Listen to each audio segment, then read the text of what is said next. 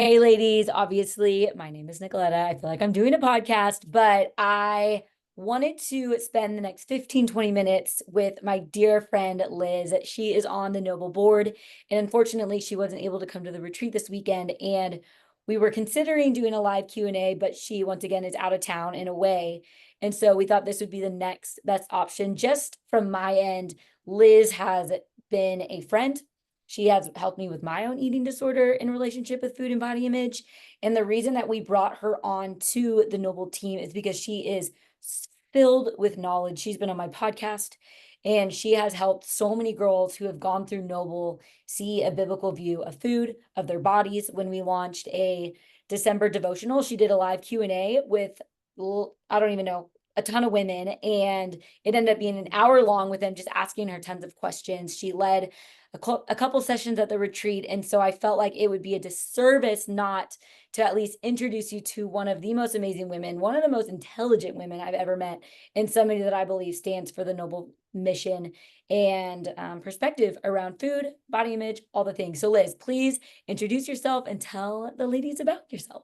Yeah, thanks, Nicoletta. I love you. I love Noble, and I'm just really honored to be a part and to just see where my background, experience, and passions, et cetera, like are starting to like this is my favorite way to serve. And so really fun to see all of the interweavings of my story. So my kind of background and from an educational standpoint is that I got a degree in nutrition. I worked in the eating disorder recovery space for 4 years. I became a certified intuitive eating counselor. After that, I worked in startups. I did a lot of, helping build programs and build health tech products to support women in their journeys on improving their relationship with food and body image. I did a lot of group coaching, one-on-one coaching. I did a lot of supervision for therapists and dietitians who are wanting to increase the way that they work with clients in this space. And so it's definitely something that I've just grown a really big heart for. And also just in the intuitive eating certification, just the way that my own brain works, I love to sink my teeth into something that I'm passionate about. And so I've spent a lot of time just reading the research and like having conversations and just learning and growing so that I can be a better steward in conversations that I have with people. And then just me as a human, like I have my own story with my struggles with food and my struggles with body image. Feel like those are mostly things of my past, but also like we've talked about Nicoletta, like bodies are always changing. And so when that happens, that always brings up difficult feelings. But also I'm a sinner, and it's just been really interesting to see, even in my like professional career and the work that I've done with women alongside my personal story. And then the more I've gotten to know the Lord and the way he talks about who we are in his eyes and how we're meant to live and think and operate, and also thinking about the way our bodies are designed. And even when I learned some of like the educational stuff, it was like, wow, it's almost like God intended it to not be so complicated and to work this way. And so yeah, I just love, providing new ways of thinking and viewing food, bodies, so that people can feel free from the struggles that come with being in this world that obsesses with thinness, and that is where people want to find their value. So Come on. And I love things that you just said, because that's the whole reason of having professionals like you on the Noble team, is that it's wild when you actually look at science. The Bible backs it up. Or if you want to go the other way, science backs the Bible up. And so what we're doing at Noble and what you're really great at is saying is, hey, did you know the Bible says this? Did you know that science actually agrees that if you approach food this way, body image and food becomes less tangled up? And what I love about what you bring in is the biblical view. And before we dive in just to where Noble's perspective lands on food and body image, I want to touch on one thing that you just said that I think the ladies in the room will be interested in hearing. So many people struggle when their bodies change. I know I do. I know that my mom does. Speak to that girl for a moment from a Noble's perspective, from a professional perspective, as well as a Bible perspective, because they're really all intertwined. And what would you say to the girl that's going, my body is changing and I don't like it? yeah, absolutely. Well, one, of course, if I was plucked out of my house and dropped into a new house, that would not be the most comfortable. And our body is the house that our spirit lives. And so when it changes, like that can feel unfamiliar and bring unpleasant feelings. And the world's perspective is that we shouldn't age, our bodies shouldn't change. We should look this way, we shouldn't not look that way. And I think a lot of times I've noticed that people tend to feel like, oh, well, then the biblical view must be that I don't actually care and that this isn't hard for me and this isn't a struggle for me. And I like to debunk that because of course it's a struggle because we still live in our flesh and we still live in a broken world. And the way that you know that you are pursuing a gospel view on your body is not that you don't struggle even when your body changes. It's that your response to that struggle looks a lot different, right? We're not trying to stop the change. We're not trying to control the body. We're not trying to use mechanisms of control like exercise or food in order to Shrink our bodies. manipulate our body. Yeah, you are acknowledging the feeling and taking that to the feet of Jesus and asking the Father's help and like, help me see my beauty and my worth and my value through your eyes and help me not care so much about the things that the world tells me that gives me value and beauty. So yeah, it's not the absence of difficulty when those things happen. It's going to be difficult when bodies change. It's just that now I no longer think that my solution is coming from something that's up to me to hustle for worth. It's just resting in the character of Jesus. And because of him, who I know I can be too. Yeah, and I have two things that one thing that you've always said is, would you think it's crazy if your body changed at 5 years old to 6 years old? And I'm like, no. And then she's like, then why are you shocked if your body changes from 31 to 32? And so that's one thing that I've always clung to. And then secondly, a big noble thing that we always talk about is just Genesis 1 through 3. That's what our noble curriculum is built on. And one of my favorite things is your body changing is not powerful enough to undo what God declared as very good in the beginning. Like, it's literally not powerful enough to change God's word about you. And I know from my personal experience, for those that are listening, that is the only thing that has allowed me to have peace about my body changing. From someone that's been anorexic, bulimic, struggled with binge eating, has gotten the body, has gained the weight, all of the above. In the last few years of my own life, going with what you just said is the only time I have felt peace in my body. And I am not the smallest size I've ever been, but it's because I'm actually resting in truth. And your final line was like, because we're resting on truth, and that's what noble is. It's truth that sets you free. Mm-hmm. And so would love, Liz, just for you to tell Noble's perspective on our body. Like, what is Noble's perspective on that? Yeah. Well, even as you were mentioning, it's like, I think we sometimes think that what does freedom even look like? Is freedom mean that I feel confident in the way that my body looks? No, right? We're not promised or told that confidence is something that in the way that we look is something that we should pursue. Of course, we want to feel comfortable in our body, but even the desire to, okay, well, I want to feel confident. And that's again, that's inherently bad. It just gets really complicated when we think, okay, for me to be free, that means I have to always feel confident in the way that my body looks. And confidence in how we feel about the way our body looks is going to ebb and flow. But what does it look like to be existing in freedom, regardless of where that is? Which I think speaks into the view of our body, right? Our body is just meant to be a temple that hosts the spirit.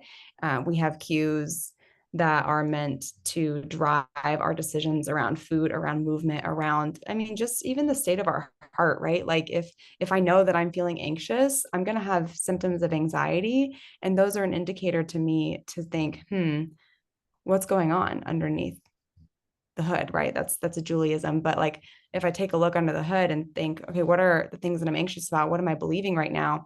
And what about what I'm believing is also letting me know what about the gospel that I'm forgetting?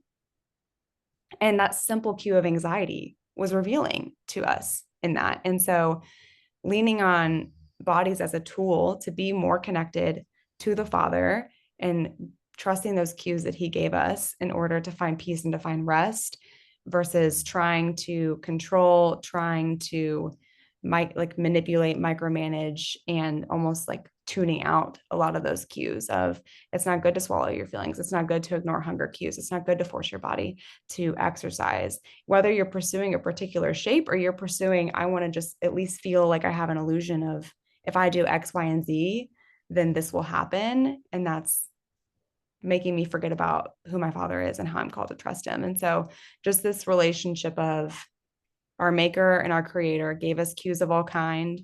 And the purpose of our body is to be a tool so we can connect to ourselves and then ultimately then therefore connect to him and understand and know him better. Yeah, and it's so powerful when you get rid of the noise of culture into what the actual purpose of our body. And I feel like it really hit the nail on the head when I realized my body is for functioning. My Mm, body is not to impress other people and to gain approval. My body is to do the things I love to do, to enjoy this life, to have fun, to go on walks, to give hugs, and to serve.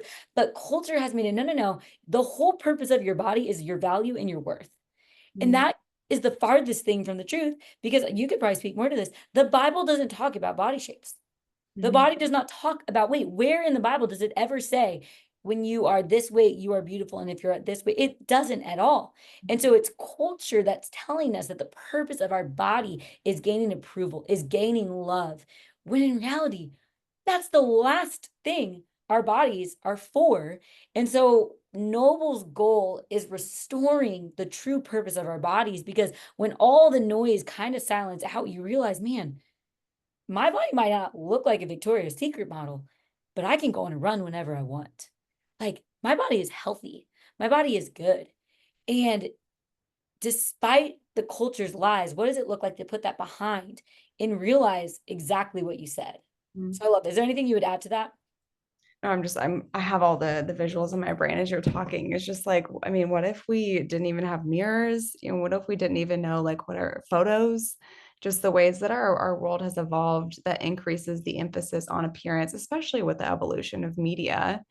But it's just more and more ways that the enemy wants to create stumbling blocks to find things for us to idolize or to focus on, to trick us into thinking that we're not worthy and good as we are, and forgetting again what the gospel teaches us, and even accidentally wanting to pursue those things that because the world around us tells us that, right? It's and again, like freedom in this area is not that there's not temptation, it's not that there's not ideas, because freedom in this world doesn't mean that we're now in an eternal heaven where there's no sin. We're still going to be impacted by the world. It's just recognizing, uh, is that idea like coming from, is that like gospel aligned, or is that flesh and world aligned? And recognizing the more I pursue that, the more I'm going to suffer, and the more I pursue freedom, the more I'm going to find peace and comfort in our Father.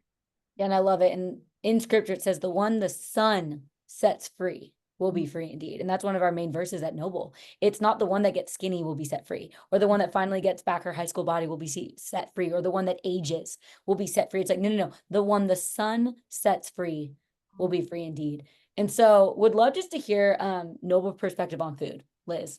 I mean, I know that I teach really strongly the Genesis 1 narrative, which the women probably heard this morning of in Genesis 1, God literally said, I give you every seed bearing plant, and it'll be yours for food. It's a gift.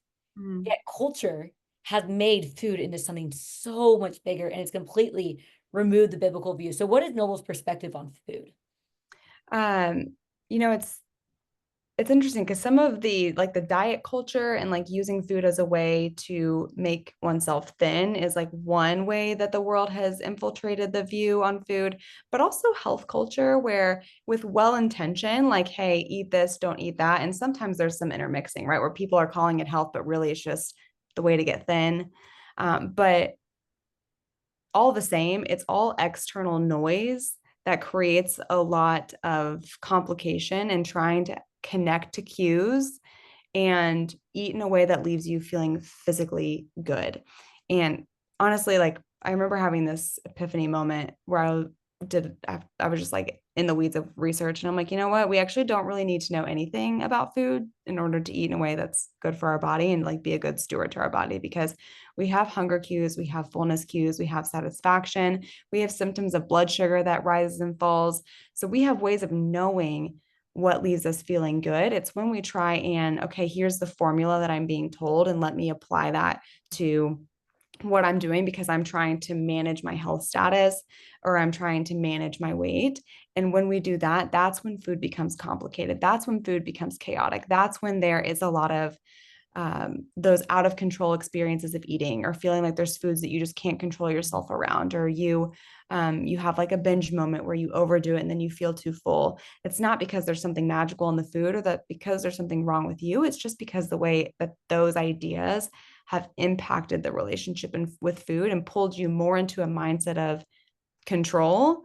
And when you're in control, you inherently can't be in connection. And so the goal of food is that food is something that can have its proper place in your life. It's something that it's complicated because we all need to eat. And so to work on this relationship on a day-to-day basis can be difficult, but eating in a way where food is something that you use to care for your body and nourish your body, but that is informed by just wanting to feel physically pleasant, which includes eating consistently throughout the day, eating a variety of macronutrients, eating things that taste good and feeling satisfied.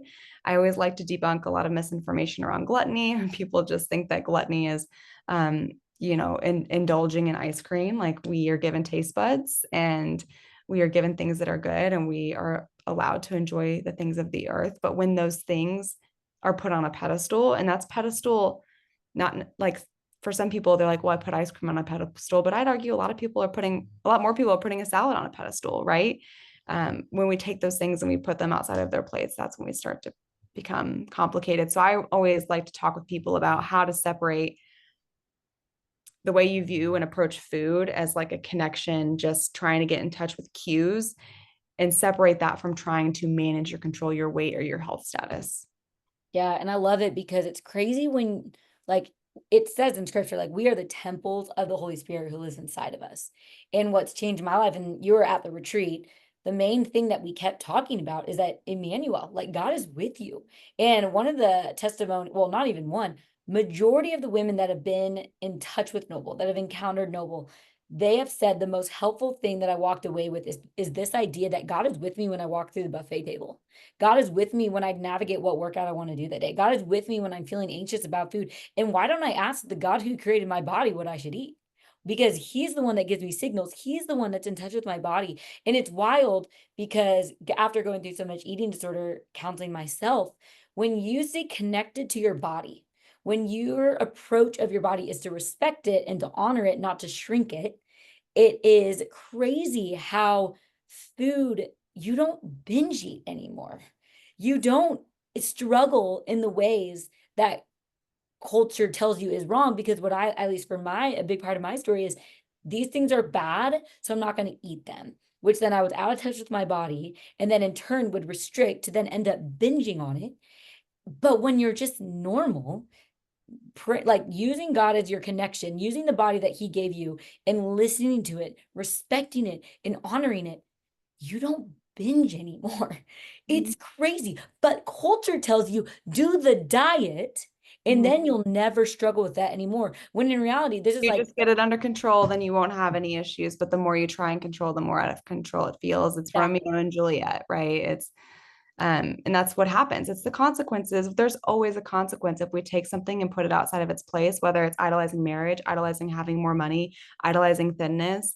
Anytime we take something and put it outside of its place, it becomes problematic. And I wish it also too wasn't as easy as, oh, I can just start listening to my cues. But unfortunately, I want to acknowledge too that if you have a long history of dieting or just viewing food from a lens of this is good, this is bad, I should eat this, I should not eat that, I should only eat this much of this and only so much of that, it's not a switch you can flip just to go, I'm going to like heal and listen to my cues and it's going to be easy. It does take a while, and it is good to approach healing with support. And that's where Noble is, hey, let's create dialogue around what culture says versus maybe where we're called, but we're not necessarily like supporting getting people from A to B, but hopefully we're creating opportunities for them to recognize lies that they're believing or give them explanations on why something maybe feels so hard, and know that there is something good on the other side of freedom, but it's going to take a while to undo the freedom, just like it takes a while to work through just sin and flesh. And um, I myself am always like, it's interesting. I feel like the closer I am to the Lord, the far more aware that I am of my flesh and my sinful nature. And it's a little bit kind of the same thing. You really have to like keep yourself in the pursuit of finding healing in that area, even though it's going to be probably feel a little bit more complicated at first before you start to experience relief. Yeah, that's so good. I love how you touched on that about Noble, because it's true. We are not a recovery center. We Mm. are not a place where it's like, yeah, come to Noble and you'll be healed forever. No, we are opening up the conversation. We're adding a biblical view to a topic that I believe the enemy is completely winning in for women of every age, every demographic, every color, and every size. And that's what Noble is, because we are trying to give you the truth of the Bible, which I believe it's the only truth that will ultimately set you free. And so I want to land the plane, Liz, because I think a lot of questions I get on Instagram, we got the Noble Treat is, but what if I need to lose weight? Like, Mhm. what if I am overweight? Mhm. How do I navigate that? What is Noble's perspective on weight loss? Yeah. And this is a topic that I could spend a lot of time talking about. And there's always going to be, but what ifs. And I've yet to come across a but what if that I get stumped on at this point. And so I would say I think this like, but what if I need to lose weight? There's what if I need to lose weight versus what if I want to lose weight. Sometimes people feel like they need to lose weight, but that um, really it's because I want to lose weight. And the I need to lose weight is coming from this fear of like, but what about my health? And it's really just interesting when you dig into like the history of how people talk about healthy weight and what being at a higher weight can cause in terms of health risks. That there's a lot of nuance in that research. A lot of times people tend to assume it's the physical size of my body that's causing heart disease, stroke, etc. And yet a lot of the research actually shows that sometimes behaviors that cause an increase in weight are also behaviors that cause an increase of heart disease, stroke, etc. And so when you're focusing on the behavior, making improvements in that area, which a lot of times those behaviors are the restrict binge cycle, making improvements in that area can improve health, whether you do or do not lose weight. There's a lot of research that says that most people can only lose a very small amount of weight and maintain it. Majority wise, the leading cause of weight gain is actually the pursuit of weight loss. And we definitely know that weight cycling, so going up and down in weight, is a lot worse for your health than just maintaining a higher weight. And so that's just like a small summary of a lot of the nuanced research around weight. Where I just encourage people to focus on is behavior.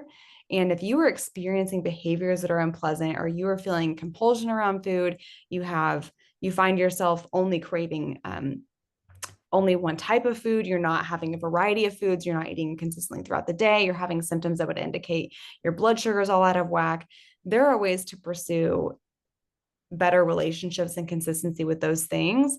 And your weight may or may not change, but regardless, if the goal is health, then that's the outcome anyway. And I think a good question that I encourage people to ask themselves is, would I, if I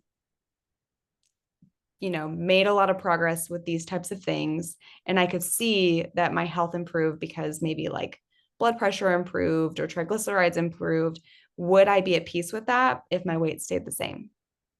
And if the answer is no, you might recognize, okay, perhaps I actually have just a desire for my body to look different.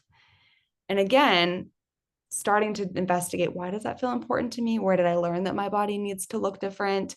And taking that to the Lord and really pinpointing what is underneath the hood there, and how does that align with the gospel? How does it not align with the gospel? And just being really honest with yourself. And it's a journey, right? Plenty of people are like, hey, I can't help that I still want to lose weight, and I am struggling with that. And like, wow, thanks for being honest with yourself around that. Um, so that's a very long-winded way to say that I don't know that I've never, I personally would not be able to pursue actively trying to change my weight for the appearance perspective, or focusing on weight loss and saying that I'm pursuing the Father and surrendering my body to Him and just trying to find peace in the cues that He gave me in connection. And I can imagine some women are like, say what right Yeah. now? Because that is so anti-cultural. Like you just literally presented, you can't pursue the Lord wholeheartedly and pursue weight loss. And we could spend the next hour talking about that. But I want to say from my personal story, Mhm. The last year, the Lord, I mean, January of 2024, he said, hey, I need you to quit your gym membership because it's an idol. And for Mhm. the last year, I did that exact thing. I laid down every single thing that was still allowing me to lose weight, to look a certain way. And it was so hard. And you know what? My body changed. But it was because I still, in the last year, while I surrendered some things, didn't surrender all things. And Mhm. I feel like what the last year showed me is like, man, my God was a thinner body my whole life. And Mhm. while I was a Christian to my core, I was like, God, I love you. I serve you, but I want to look like the world. Mhm.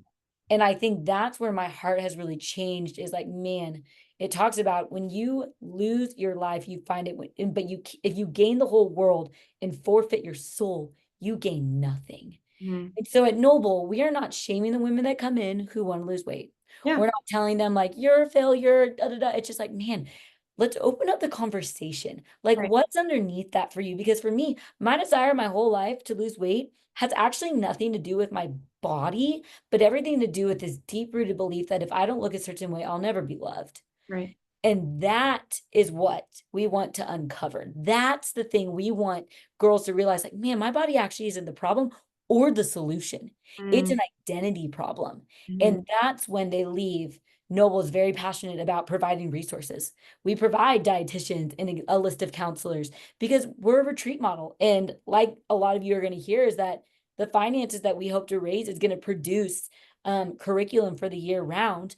But we know that Noble is not going to heal you, but we suggest further help for so many women that open and enter through our doors. Yeah. And the question ultimately is like, do I trust the Lord with my body? Do I trust that he will take care of me if I pursue healing in the way that I view myself and my body and the way that I viewed food and the way that I viewed exercise? And do I trust that God will care for me, even if that means staying the same, even if that means my body grows? And I also like to separate too, like there's a difference between desiring weight loss versus deciding to pursue weight loss. And I think having separation on like, hey, even if there's a desire, I still don't have to choose to pursue. And if I do choose to pursue, what am I planning to do? And are there ways that I'm potentially going to struggle and have a hard time?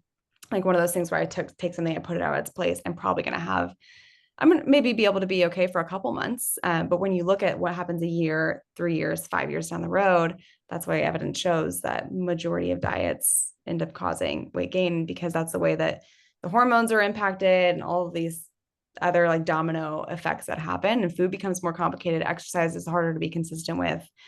So it's like a hamster wheel. Like the harder you run, the more difficult it becomes to maintain. And the Lord just is like, hey, you don't have to do that. You can Yeah, rest.